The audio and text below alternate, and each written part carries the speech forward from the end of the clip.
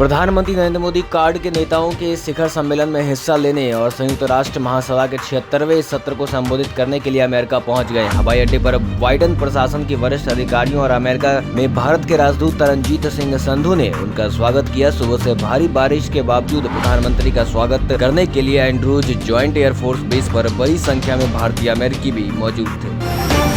America के एक प्रभावशाली सांसद ने सदन में कहा कि अमेरिका प्रधानमंत्री नरेंद्र मोदी का स्वागत करके गौरव महसूस कर रहा है। उन्होंने कहा कि भारत और अमेरिका के बीच संबंध लोकतंत्र, स्वतंत्रता और कानून के राज्य के सिद्धांतों से गहरे जुड़े हुए हैं। प्रधानमंत्री मोदी बुधवार से शुरू होने वाली 3 दिवसीय अमेरिकी यात्रा पर गए हैं, जहां वह राष्ट्रपति जो बाइडेन से मुलाकात करेंगे और ऐतिहासिक क्वाड सम्मेलन में भाग लेंगे।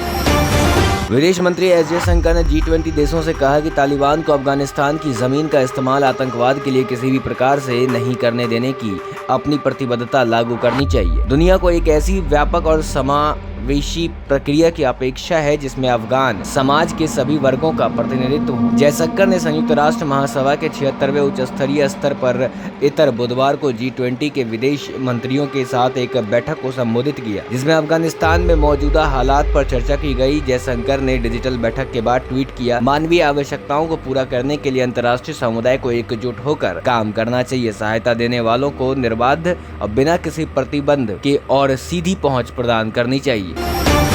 जम्मू कश्मीर के शोपियां जिले में सुरक्षा बलों और आतंकवादियों के बीच मुठभेड़ में गुरुवार सुबह एक आतंकवादी मारा गया। अधिकारियों ने बताया कि आतंकवादियों की मौजूदगी की खुफिया जानकारी मिलने के बाद सुरक्षा बलों ने जिले के जैनपुरा इलाके में कस्बा गांव में घेराबंदी कर तलाश अभियान शुरू किया था।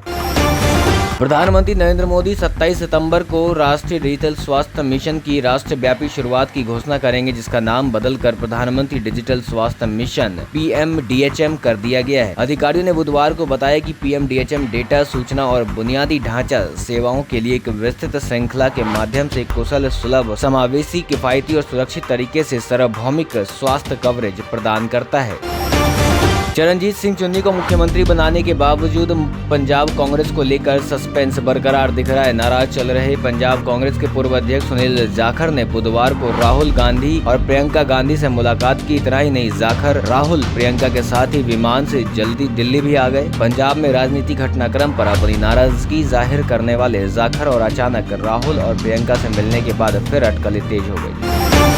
कोरोना वायरस के नए केस एक बार फिर से 30,000 के पार पहुंच गए हैं। गुरुवार को सामने आए आंकड़ों के मुताबिक बीते एक दिन में कोरोना संक्रमण के 31,923 नए केस मिले हैं। लगातार 3 दिनों तक 30,000 से कम केस मिलने से राहत मिली थी। गुरुवार को सामने आए आंकड़ों के मुताबिक बीते एक दिन में कोरोना संक्रमण के 31,923 नए केस मिले हैं। लगातार 3 दिनों तक 30,000 से कम केस मिलने से राहत मिली थी, जिसमें अब इजाफा हुआ है। हालांकि अब भी राहत बनी हुई है। एक तरफ दिन भर में 31,923 नए केस मिले हैं, तो वहीं दूसरी तरफ 31,990 लोग संक्रमण से रिकवर हुए। फिलहाल देश में एक्टिव केसों की संख्या 3,01,640 ही रह गई है। उम्मीद की जा रही है कि इसी सप्ताह के अंत तक यह आंकड़ा 3 लाख से नीचे जा सकता है। नंदीग्राम सीट से बीजेपी शुवेंदु अधिकारी से चुनाव में मिली हार पर बंगाल पर ममता की बड़ी जीत से ज्यादा हारी पड़ती दिख रही है। यही वजह है कि ममता इस हार को भुलाए नहीं भूल पा रही है। अब वो भवानीपुर सीट पर होने जा रहे उपचुनाव को कोई कसर नहीं छोड़ना चाहती। ममता ने भवानीपुर में अपना चुनावी बिगुल फूंक दिया है और वह यहाँ की जनता को एक वोट को कीमती बताकर उसे किसी भी स्थिति में वोट करने की अपील की है। यूपी सरकार गरीबों को सस्ते मकान के साथ ही 500 रुपए के स्टैंप पर रजिस्ट्री की सुविधा देने जा रही है। खास बात यह है कि यह लाभ नए के साथ पुराने वाली पड़े मकानों के आवंटन पर दिया जा रहा है। आवास विभाग के प्रस्ताव पर उच्च अधिकारियों की बैठक में सहमति बन गई है। जल्दी इस प्रस्ताव को कैबिनेट से पास कराने की तैयारी है। माना जा रहा है कि प्रदेश में अगले साल होने वाले विधानसभा चुनाव से पहले गरीबों को सरकार की ओर से यह बड़ी सौगात दी जाएगी।